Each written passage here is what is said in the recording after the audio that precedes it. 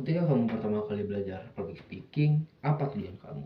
Supaya tidak malu, tidak grogi, atau supaya bahasa tubuhmu lebih bagus ketika berbicara di depan banyak orang? Itu semua alasan yang klasik. Tetapi bagaimana jika public speaking juga mempengaruhi kamu dalam berkomunikasi dan berpikir? Contohnya, saat berbicara dengan lawan bicara, otak kamu bisa memberikan topik dan ide kepada lawan bicara. Namun ketika lawan bicara melontarkan pertanyaan, otak kamu bisa menjawabnya dengan mudah. Kita ambil contoh lain. Ketika kamu menyaksikan seseorang yang ahli dalam public speaking berbicara di depan banyak orang, ia tidak hanya fasih berbicara, tetapi juga mampu memproses informasi dan membaca situasi dengan cepat. Mengapa ia bisa berpikir sangat cepat? Apakah karena cara berpikir sudah terbentuk? Lantas, bagaimana public speaking bisa mempengaruhi cara berpikir seseorang? Mari kita masuk ke dalam topik bahwa public speaking bukan hanya soal bicara, tapi juga mempengaruhi cara kita berpikir. Kalau kita bicara soal public speaking, kebanyakan orang langsung fokus pada satu hal. Cara berbicara, intonasi, artikulasi yang bagus, bahasa tubuh yang bagus, kontak mata harus pas. Semua itu memang penting. Tetapi ada satu hal yang jauh lebih penting, yaitu cara kita berpikir. Public speaking bukan hanya membedakan kata dari mulut ke telinga audiens. Public speaking adalah proses membedakan ide dari otak kita ke pemikiran orang lain.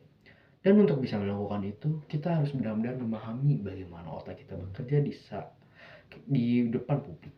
Begitu kamu berdiri di depan audiens, entah 5 orang, 10 orang, atau bahkan ratusan orang, bagian otak yang pertama kali mengambil alih adalah prefrontal cortex yang terletak di belakang dahi.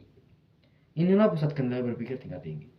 Disinilah otak menyusun argumen, mengatur struktur kalimat, menentukan apa yang penting untuk dikatakan terlebih dahulu, dan apa yang bisa ditunda. Setiap kalimat yang kamu ucapkan sebenarnya sudah diproses milidetik sebelumnya oleh bagian ini. Bayangkan prefrontal cortex seperti editor yang bekerja super cepat.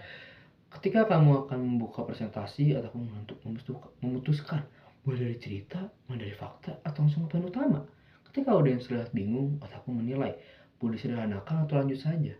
Ketika waktumu tinggal sedikit, otak memprioritaskan bagian mana yang harus dipotong, bagian mana yang wajib disampaikan, dan semua itu terjadi saat kamu tetap terlihat tenang di luar. Makanya public speaking bukan cuma latihan vokal. Ini latihan pola pikir. Semakin sering kamu berbicara di depan publik, semakin tajam kemampuan otak kamu untuk menyusun ide secara struktur. Ya, kamu lebih cepat mengambil keputusan, lebih terlatih membaca situasi, bahkan lebih peka terhadap reaksi orang lain. Ada satu fakta menarik tentang hubungan otak dan public speaking. Ketika seseorang berbicara di depan publik dengan fokus, aktivitas listrik di prefrontal cortex bisa meningkatkan signifikan. Lebih tinggi daripada saat mengerjakan tugas akademik biasa atau sekedar berbicara dengan teman. Artinya, public speaking adalah salah satu bentuk olahraga mental yang kuat. Kau bukan cuma melatih keberanian, tapi juga melatih kemampuan berpikir jernih dalam tekanan. Nah, ketika kamu sudah terbiasa, ketika pikiranmu sudah jernih, meski diperhatikan banyak orang, kamu akan memasuki sebuah fase yang sering terlihat pada pembicara hebat. Fase yang membuat mereka tampak tenang, percaya diri, dan berwibawa. Fase itu disebut command presence. Command presence terjadi ketika otakmu bisa mengendalikan fokus dengan stabil tanpa gangguan kecemasan yang berlebihan. Di titik ini, kamu tidak hanya bisa menyampaikan informasi, kamu mengarahkan perhatian ke audiens. Nada bicaramu lebih terukur, pilihan katamu lebih tajam, bahasa tubuhmu lebih konsisten.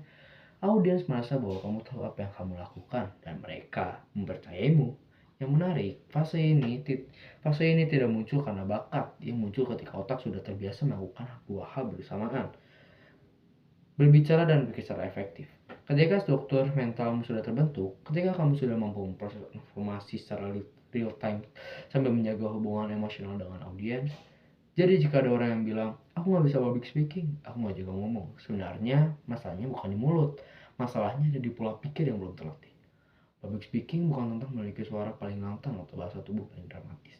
Public speaking adalah kemampuan untuk merangkai ide dengan jelas di dalam otak dan mengirimkannya kepada orang lain dengan cara yang mereka bisa mengerti. Semakin kamu melatihnya, semakin kuat prefrontal cortex bekerja. Semakin kuat otakmu berpikir, semakin kuat pula kemampuan kamu berbicara. Dan ketika dua hal itu selaras, itulah saat kamu bukan hanya berbicara, kamu mempengaruhi. Cukup sekian dari saya. Mohon maaf jika ada salah kata. Terima kasih. Wassalamualaikum warahmatullahi wabarakatuh. Dream, dream, dream, dream, dream. Dream, dream, dream when I want you. In my arms when I want you.